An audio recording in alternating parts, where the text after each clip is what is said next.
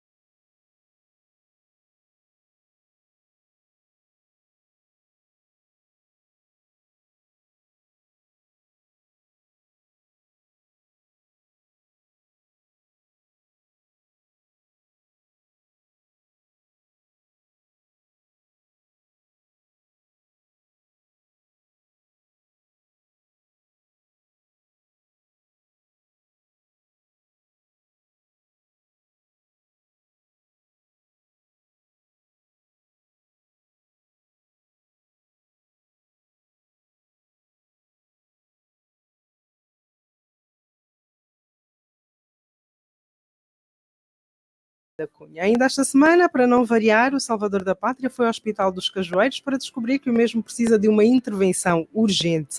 Isto depois do governador provincial já lá ter passado e verificado as condições precárias em que se trabalha e ter até resultado em exonerações. Também para não variar, os deputados do MPLA negaram-se a discutir na Assembleia Nacional, a pedido do grupo parlamentar da UNITA, um tratamento desigual e parcial dado pelos órgãos de comunicação social públicos aos partidos políticos. Nada de novo. E este é um tema que nos leva à conversa com o jornalista José Gama. Boa tarde, Gama. Muito boa tarde. Vamos mesmo começar com este tema. O MPLA recusou-se, os deputados do MPLA recusaram-se a discutir a alegada desigualdade com que são tratados os partidos políticos na imprensa pública. É um toma lá da cá, pelas vezes que a UNITA não aprova alguma lei ou alguma discussão, ou de facto os deputados do MPLA entendem que não há tratamento desigual?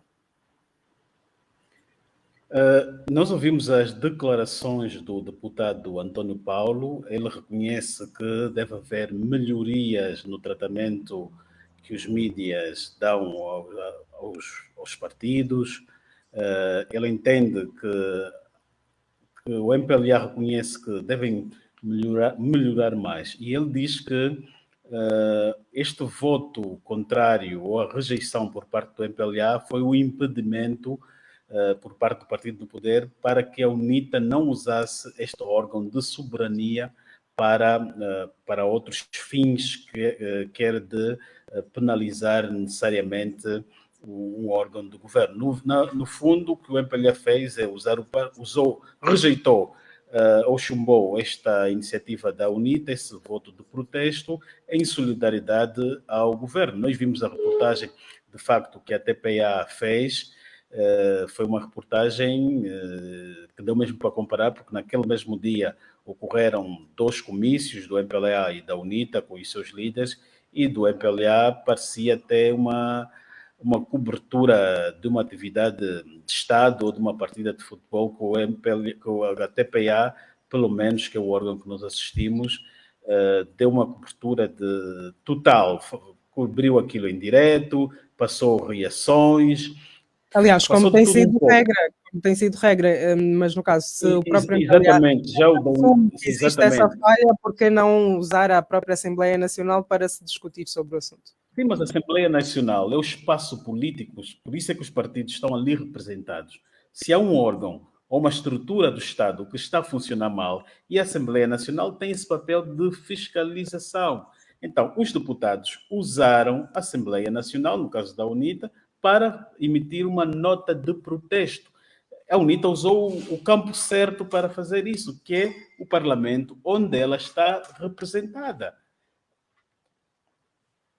Portanto, mas é precisamente isso que eu questiono. Se o próprio MPLA assume que há esta falha, por que não usar esse espaço político para se discutir o assunto e, enquanto órgão fiscalizador, tratar do assunto?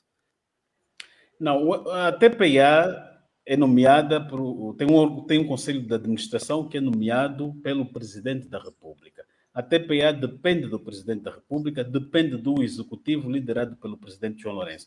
No fundo, o que a bancada parlamentar do MPLA fez é estar em solidariedade com o Presidente. Eles nunca iriam avançar ou votar para uma nota de protesto contra um ato que favoreceu ao seu próprio presidente, mesmo que aquela cobertura da TPA viola com a própria Constituição, que estabelece direitos iguais e tratamento igual aos partidos, aos concorrentes, e o direito à informação que o próprio cidadão tem. Naquele dia, a TPA negou ao cidadão o direito de estar informado sobre o comício que o presidente da UNITA proferiu em Cabinda. Deu apenas ao cidadão o comício do MPLA na pessoa do seu líder. Mas, Gama, acreditas que, ainda que se tivesse, que os deputados do MPLA tivessem aceitado discutir, alguma coisa mudaria? Não mudaria, mas era uma nota de protesto, pelo menos seria uma chamada de atenção à própria TPA para se retratarem. Agora, a não fazerem, a TPA vai continuar a fazer isso, vai continuar a violar a própria Constituição. O que o MPLA fez foi permitiu e deu abertura à TPA de continuar a dar tratamento desigual às forças políticas que não são aliadas ao MPLA ou que não pertencem ou que são opositoras ao MPLA. Vamos então avançar para outro tema. No sábado passado, o MPLA apresentou a agenda política do ano e no seu discurso, João Lourenço afirmou que o MPLA fez mais em 50 anos do que o colono em 500. Consideras ser uma comparação possível? Bom, eu acho que isso é uma tremenda contradição. Vamos lá ver isso ou desconstruir. O MPLA entrou ao poder em 1975. Depois veio a guerra, que houve uma paralisação, um intervalo em 92. Depois a guerra retomou até 2002. Terminou a guerra, mais adiante nós teríamos de ter as eleições e realizamos em 2008. O governo, na altura, dizia que não podia fazer as eleições logo que terminou a guerra, porque o país estava destruído, tinha que reabilitar, tinha que reconstruir o país. O presidente João Lourenço está a dizer que em 50 anos construíram mais que o português em 500 anos. Se em 75 até 2002 não construíram nada por causa da guerra, isto é a retórica que o próprio partido do poder diz, que não conseguiram fazer nada por causa da guerra e atribui até os seus opositores por terem feito a guerra. Depois vem 2008 a 2017. João Lourenço, quando chega ao poder, disse que o outro não fez nada. Deu a entender que o que contava seria de 2017 para agora, até os dias de hoje. Que o que o outro fez não contava, que o país iria recomeçar. Se o Ou país seja, vai no recomeçar, fundo ele quer dizer que em 6 anos fez mais do que o colono em 500.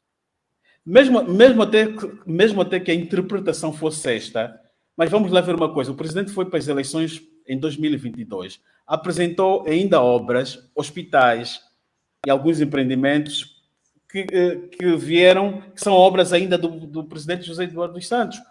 A nova maternidade de Luanda, o Hospital Geral de Cabinda. Há províncias no Zaire que o presidente não apresentou nada. Há províncias nas Lundas, não apresentou nada. Vamos dar aqui um exemplo. Se o presidente diz que fez mais que em 50 anos, o MPLA fez mais que o colono em 500. Vamos dar aqui um exemplo. Cafunfo. Até hoje, não se sabe no mapa e nas leis angolanas se Cafunfo é o quê? Se é comuna, se é município, se é bairro, não se sabe. O português, quando deixou o Cafunfo, deixou aquilo como uma espécie de setor. E o Cafunfo hoje está assim. O Cafunfo nem sequer tem uma administração local. Quem faz a administração do Cafunfo é a polícia. Só ali duas estruturas do Estado, que é a esquadra da polícia e um hospital que o próprio colono deixou. Até hoje o MPLA, o governo, não fez nada por Cafunfo. Vimos na época das eleições as pessoas a reclamarem que queriam que pelo menos construíssem uma estrada principal em Cafunfo, que há muito o governo prometeu e não realiza. Está aí o exemplo, Cafunfo.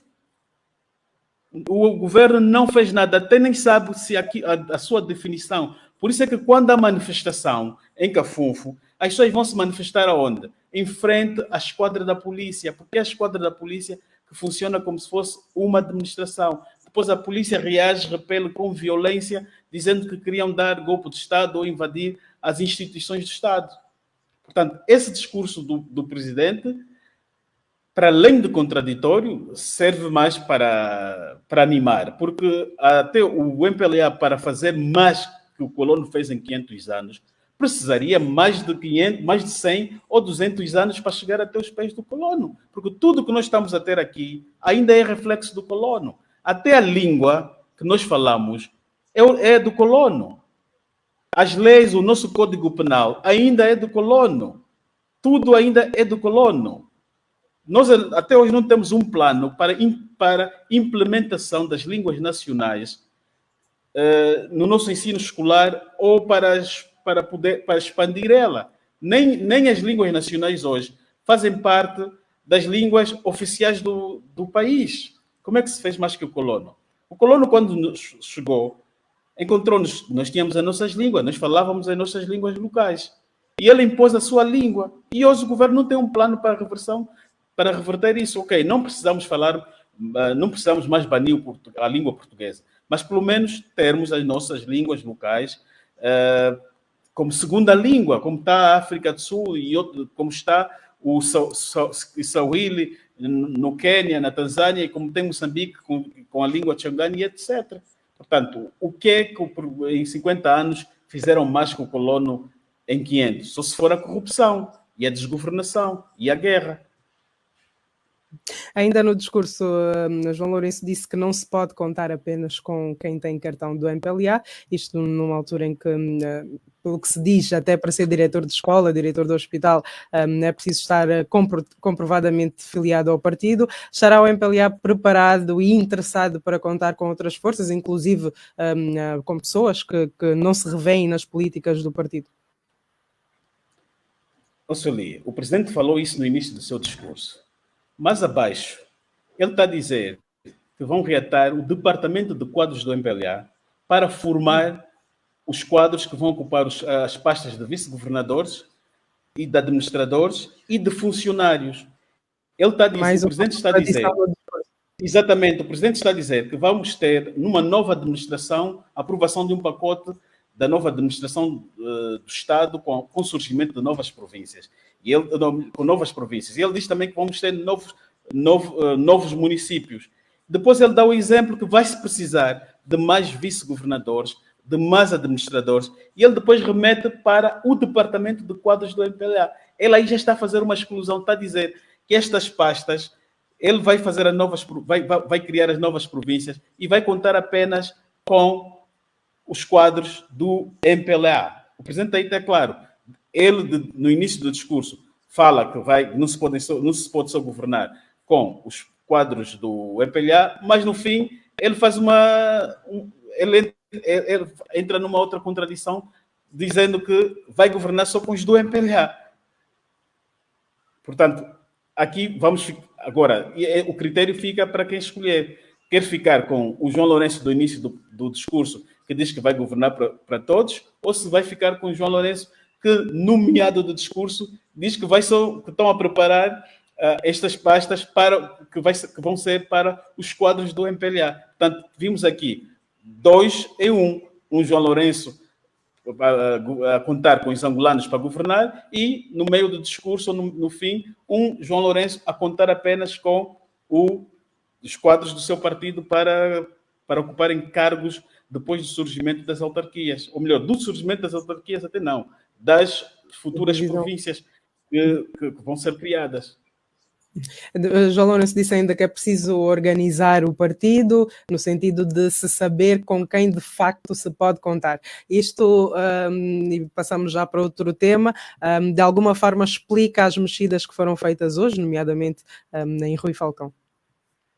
Bom, é assim, o MPLA vai ter congresso em 2026. E tudo está a ficar claro que o presidente João Lourenço, já dissemos na outra vez, vai sair da presidência da República, vai ficar no partido a comandar e sem oposição, mas para isso ele vai precisar também de mudar, de alterar o parágrafo ou o artigo dos estatutos do MPLA, que diz que o líder do partido é automaticamente o presidente é o candidato a presidente da República. Ele, como vai para o Congresso, o presidente provavelmente andou a identificar grupos ou correntes opositoras ao seu pensamento. Vimos o Rui Falcão há dias a dizer que o terceiro mandato do presidente João Lourenço é uma carta fora do baralho. É algo que não vem, que não está nas contas. Logo, este indivíduo está desalinhado com o presidente quanto ao futuro do chefe de Estado João Lourenço. É um dado adquirido. É um dado adquirido que o João Lourenço... O que nós assistimos aqui é o que o presidente fez, foi um saneamento das correntes opositoras à sua agenda de futuro. Afastou Rui Falcão, colocou Esteves Hilários. Por quê? Porque ele agora vai precisar de debater a questão da alteração dos estatutos do MPLA na praça pública e num campo do direito. E ele coloca-te aqui um porta-voz que é jurista, que é constitucionalista, que é para ver esse debate. Exatamente, por isso é que eu disse, ele está a contar com o Congresso de 2026. Começou a fazer aqui um saneamento, afastando o Falcão e o outro Virgílio de Fontes Pereira. Tira o Virgílio de Fontes de Pereira, porque ele, o presidente, para ficar na liderança do partido apenas, vai precisar também de fundos, ele vai precisar de estar poderoso economicamente. E como é que ele vai ficar poderoso economicamente? O presidente está a pôr aqui um indivíduo, o Rei Júnior. Quem é o Rei Júnior? Rei Júnior é um dos acionistas do grupo empresarial GFI do MPLA. Ele posto ali na bancada do MPLA um indivíduo que vai ser praticamente o cofre do partido. E o presidente vai precisar disso. Ele põe aqui o homem das leis para discutir as mudanças estatutárias que vão acontecer no Congresso de 2026, provavelmente, e preparou depois da bancada parlamentar com o indivíduo que controla o cofre, o braço financeiro do MPLA. O presidente trata aqui a dizer... Essas mexidas estratégicas, como dizes, serão suficientes para manter João Lourenço à frente do MPLA? E, quiçá... Ele começou agora. O ano político, a abertura do ano político. É uma agenda, começou primeiro com a agenda, o presidente tem até 2027. Ele começou aqui com uma agenda que está a traçar o seu futuro político, que é ele querer se manter no MPLA e colocar um presidente fantoche à frente para liderar a presidência da República. ele vai pôr, Hoje, vai negociar. Falar está a circular já nas redes sociais de que Adão de Almeida vai ficar à frente do partido. Adão de Almeida seria esse fantoche? Olha, ele teria o Adão de Almeida também, se lhe colocassem como presidente da República, e o presidente iria ficar na presidência do partido, daria também uma boa coabitação, porque o Adão não iria querer contestar a liderança do partido. Iria ver sempre João Lourenço como um pai, como um mestre, iria sempre obedecer. O presidente, o Adão de Almeida, um outro, à frente da presidência, e João Lourenço aqui no partido a comandar. O que é que dizem os estatutos? Mas o mesmo teria acontecido com José Eduardo dos Santos, que ficaria à frente do partido, mas a certa altura foi também meio que tundado, não é? Sim, com José Eduardo, entre João Lourenço e José Eduardo não deu certo, porque o José Eduardo cometeu um erro, não construiu, não desenvolveu relações da proximidade com João Lourenço. Pelo contrário, aprovou leis que acorrentavam outro, que dizia que o outro, quando chegar ao poder, não mexe nos comandantes da polícia, no chefe das inteligências, no Estado-Maior, no comandante do Estado-Maior, ou chefe de Estado-Maior. Estava a acorrentar o João Lourenço. E João Lourenço viu que, no fundo, queriam-lhe fazer um espantalho muito bem acorrentado e ele entra em ruptura com José Eduardo dos Santos. E não estavam a fazer coisas sem conversar com ele. Não criaram aquela aproximação. E ele viu que estava a ser usado de uma forma gritante, que ele não concordava. Preferiu avançar com a ruptura com o presidente José Eduardo dos Santos. Com o futuro presidente que ele vai querer para a presidência da República, se for, por exemplo, um Adão de Almeida, o Adão já está nas saias dele, está a conviver com ele, já há uma relação de intimidade, já há uma relação sentimental, partidária e nacional. Se for mesmo um outro também, e eu ainda acredito que o João Lourenço pode colocar ali um militar, porque o militar não vai querer depois também disputar a liderança do partido. Ele vai arranjar um perfil de alguém que não vai ter ambições de ter o MPLA nas mãos. E isso quer dizer o quê? Que ele não vai pôr ninguém, um veterano ou mais velho do MPLA, na linha de sucessão presidencial. Vai ter que arranjar alguém ali, alguém sem ambições praticamente. E se for o Adão ou um outro militar, eu acho que uma bicefalia com ele poderá resultar. Mas também a decisão final não é dele, a decisão final vai ser mesmo do povo. Vai ter de haver ali, o futuro presidente terá de ir para um escrutínio eleitoral para disputar isso e ver se fica ou não o presidente da República. João Lourenço não tem como hábito explicar as exonerações, eu não sei se mesmo acontece dentro do seio do partido, mas depois acaba por gerar algumas especulações, porque vez ou outra são casos em que as pessoas ou disseram ou fizeram coisas que alegadamente são contra o partido, como é agora o caso de Rui Falcão, que está-se a especular que terá sido a entrevista dada à LAC, em que disse que João Lourenço não vai a um terceiro mandato. Achas que isso de alguma forma pode acabar por gerar aí um conluio de pessoas que supostamente se sentem traídas ou injustiçadas e que depois podem agir contra o João Lourenço? Bom, isto revela uma certa falta de ética política quando se exonera alguém e não avisam as pessoas ficam a saber por outros meios. José Eduardo Santos fazia muito isso, embora que com alguns veteranos ele avisava, e João Lourenço imita e copia a letra que José Eduardo dos Santos fazia. É um delfim, embora que ele tenha entrado em ruptura com seu mestre, mas tudo o que ele faz é igual a José Eduardo dos Santos. Agora, isso não é bom porque depois provoca sentimentos, pode causar mágoas. O aconselhável é o presidente passar a conversar com as pessoas e explicar, ou também o próprio público, têm o direito de saber, os militantes do MPLA, neste caso, que enfrentaram as exonerações do Falcão e do Virgílio, deveriam ter também o direito de saber. Mas vê lá, convocou-se essa reunião do Comitê do Brio Político.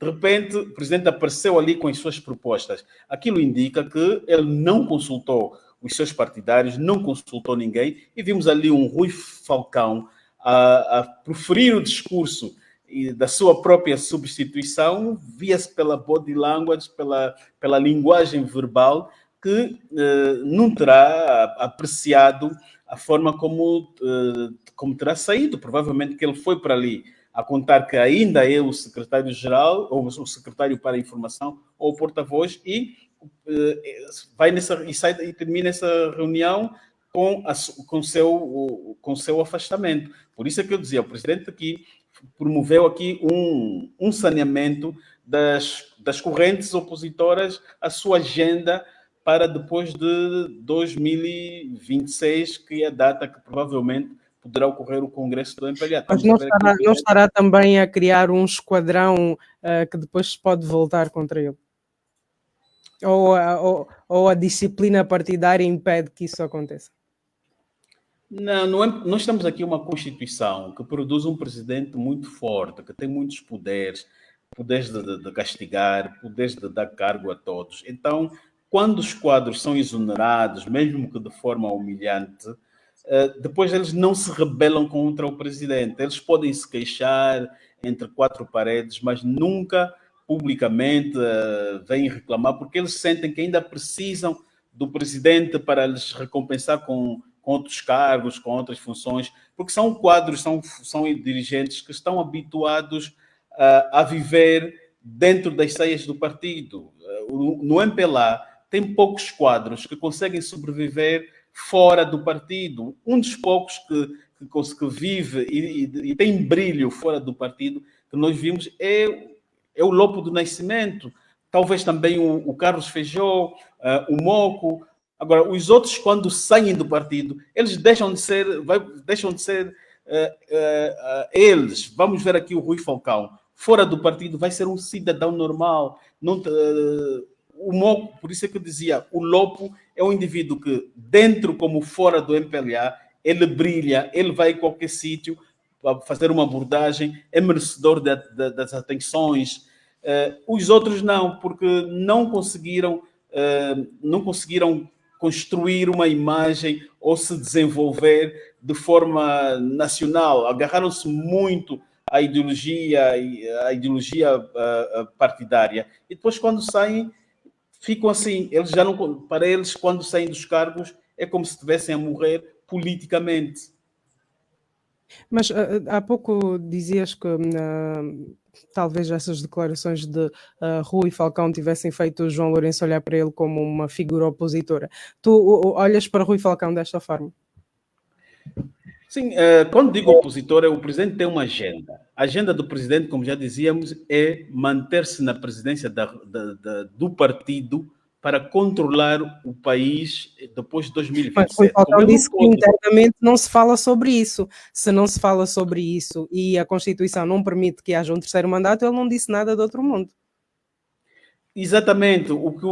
A cultura do MPLA é dizer, não, nós ainda... O que ele deveria fazer é dizer, olha, nós ainda vamos discutir isso dentro do partido, se violamos ou não as regras, isso depende do partido, não depende do presidente.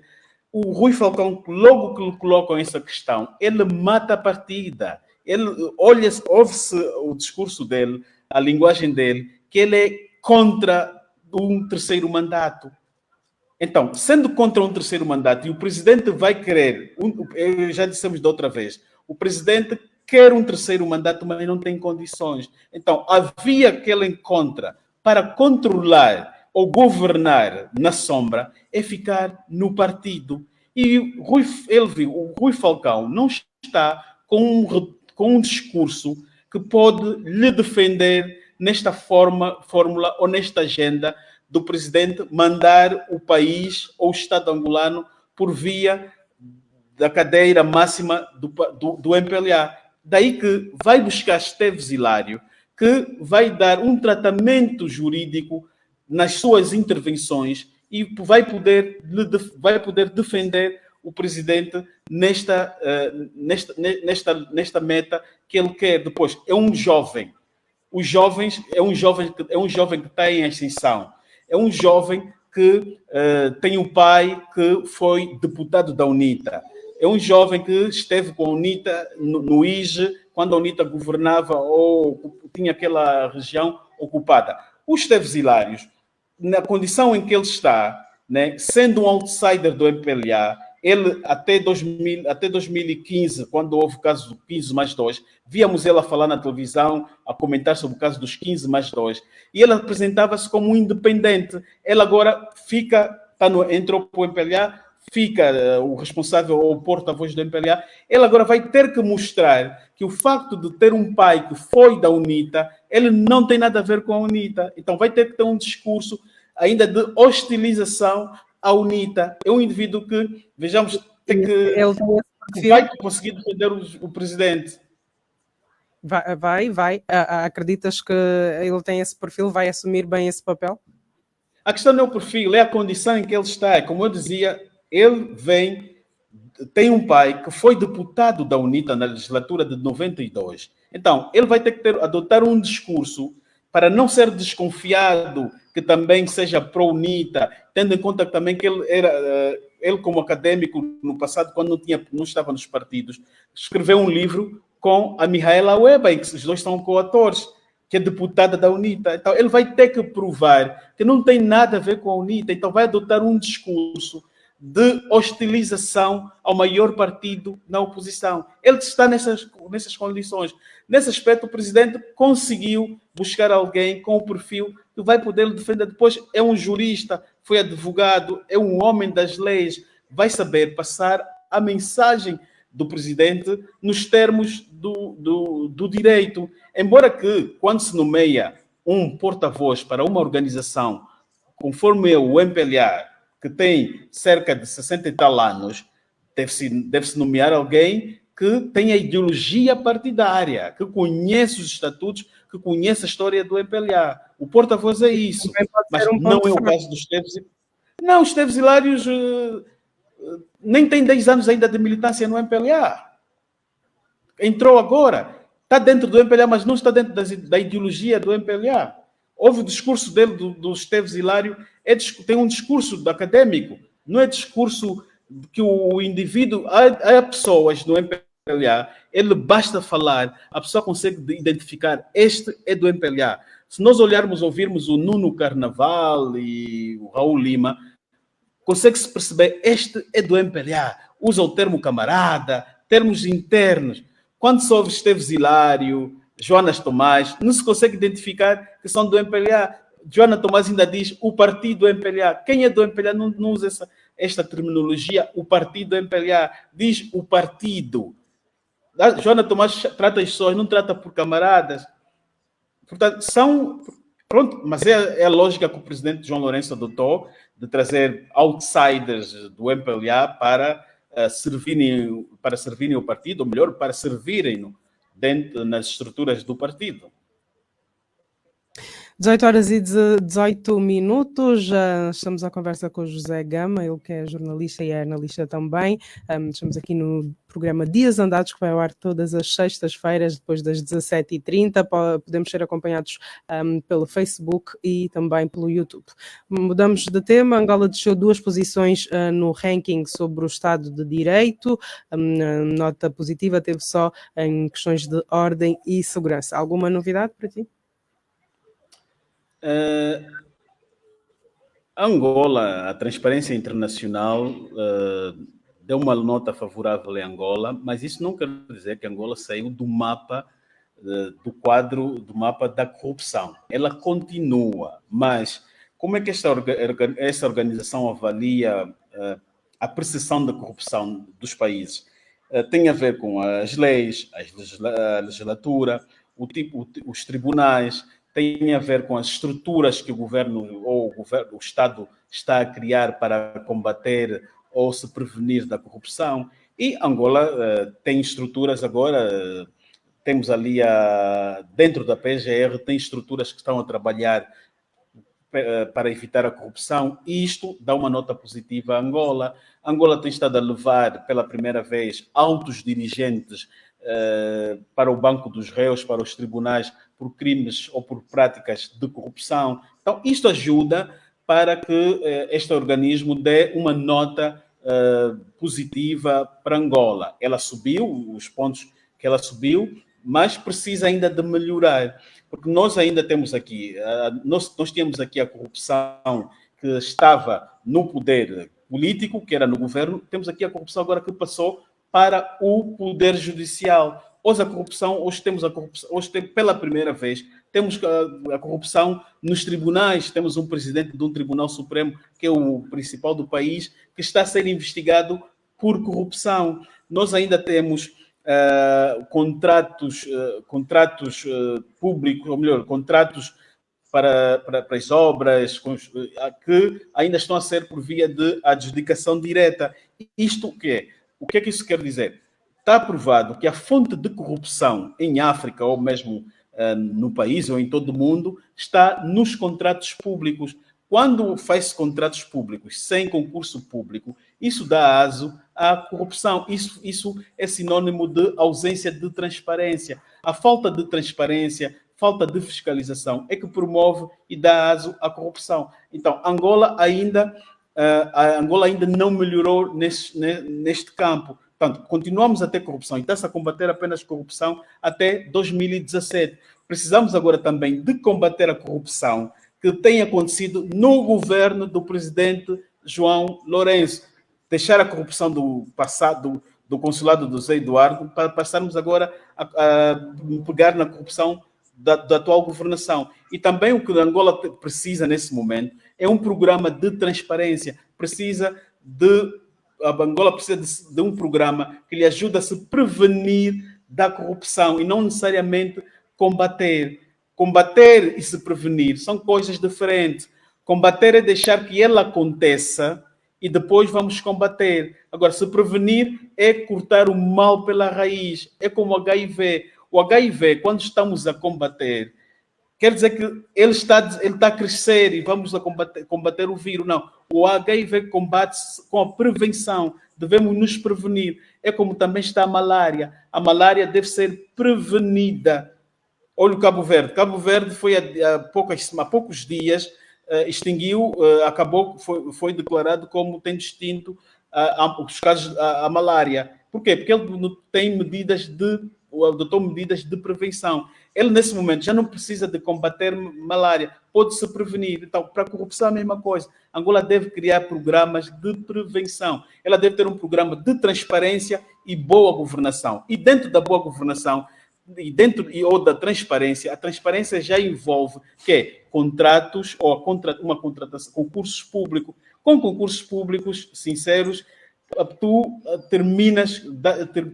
põe fim às práticas ou os indícios de corrupção. É isso que Angola precisa, se prevenir da corrupção. Fazias aqui uma análise sobre o índice de percepção de corrupção. Entretanto, esta semana saiu mais um ranking em que fala sobre o Estado de Direito, que avalia fatores como a restrição dos poderes governamentais, a corrupção também, a abertura dos governos ao escrutínio ou o cumprimento de direitos fundamentais. Neste ranking, Angola desceu 2 posições. Bom, Angola, no papel, é um Estado de direito e democrático. Angola esteve durante algum tempo, em guerra. Nós assinamos vários acordos de paz. A percepção que o governo tem é que o acordo de paz é para acabar com a guerra. Os acordos de paz não foram só para acabar com a guerra, foi para mudar o sistema de regime, para passarmos para um Estado de direito e democrático. Quando Jonas Savimbi fez a guerra que culminou com os acordos de Bicesse, o acordo foi para passarmos a ter um sistema multipartidário. E dentro do sistema multipartidário há o Estado de Direito e democrático. Até hoje, nós temos dificuldades em implementar o Estado de Direito democrático.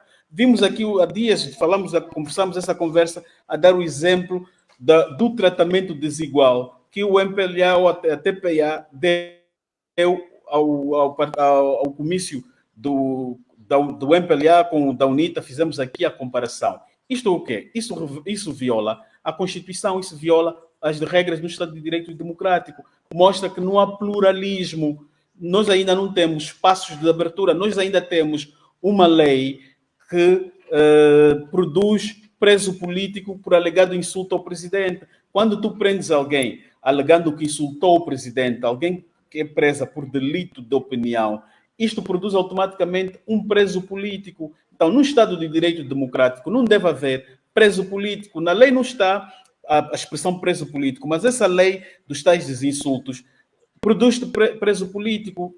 Nós precisamos de reformar as nossas leis e acabar com essas leis de alegados insultos ao presidente. Nós ainda temos aqui problemas de pluralismo de ideias. Não há. Vimos aqui, em tempos, houve um congresso de quadros em Luanda para debater questões de direito. E alguns dirigentes que estavam ali a participar foram penalizados, foram reformados compulsivamente da estrutura do Estado. Portanto, nós ainda, em termos de direito, estamos muito... ainda continuamos atrasados. Nós deveríamos ter aqui um poder... deveríamos ter todos os poderes estabelecidos. O executivo, o judicial, mas ainda temos um judicial que recebe ordens do poder político. Temos aqui o Parlamento, que recebe ordens, que é o poder legislativo, do poder político. Vimos aqui, aliás, está aqui o exemplo desta moção que o MPLA rejeitou da UNITA. O próprio MPLA usou o Parlamento para banir a iniciativa da UNITA de emitir aquele documento de condenação à comunicação social. Nós ainda temos um Parlamento que, indiretamente, o presidente ainda manda por via da bancada parlamentar, porque o presidente é um presidente partidário, ele é chefe de um partido. E sendo chefe de um partido, nos estatutos do MPLA, os órgãos que fazem parte do partido é a bancada parlamentar. Vimos hoje mesmo o presidente não alterou a bancada parlamentar, nomeando um novo chefe. Quer dizer que ele, quando nomeia um novo líder da bancada parlamentar, aquele líder deve obediência a ele. Ele tirou por alegadamente falta de confiança política. Ele colocou um outro da sua confiança, alguém que ele já conhece há muito tempo. Quer dizer que ele manda também no Parlamento, por via da bancada parlamentar. Nós deveríamos ter um presidente apartidário. Ele pode se fazer eleger por via do partido ou de um partido, mas quando chegasse à cadeira máxima, deveria suspender a sua militância. Por isso é que nós precisamos de uma revisão constitucional para devolver o modelo antigo de eleições separadas, o presidente de um lado e o partido do outro lado. Portanto, em termos de direito, Angola ainda tem muito por avançar. Este índice avalia 142 países, Angola está na posição 115, caiu agora 2 posições. Com os acontecimentos dos últimos anos, penso que este ranking é feito anualmente, mas do ano passado para cá, os acontecimentos justificam que tenha caído apenas 2 posições ou teria caído ainda mais? Esses organismos avaliam também pelo algum esforço que as autoridades fazem para algumas melhorias.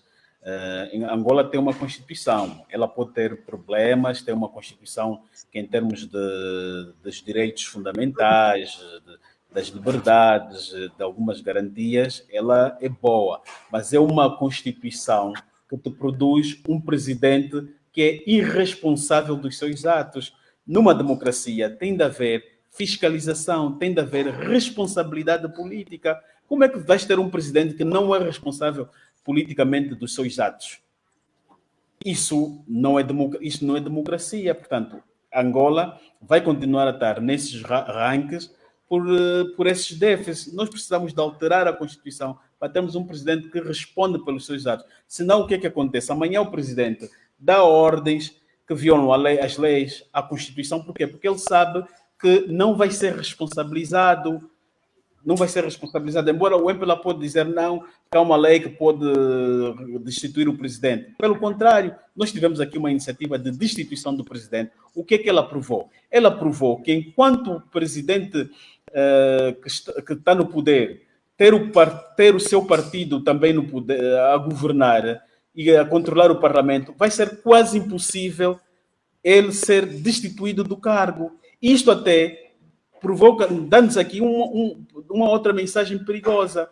Amanhã, temos aqui um presidente a governar, por mais erro ou asneiras que ele esteja a cometer, amanhã os militares vão perceber que, por via legal, não se pode destituir o presidente porque o partido dele é que controla, vão por vias, por vias ilegais para um dia o destituírem.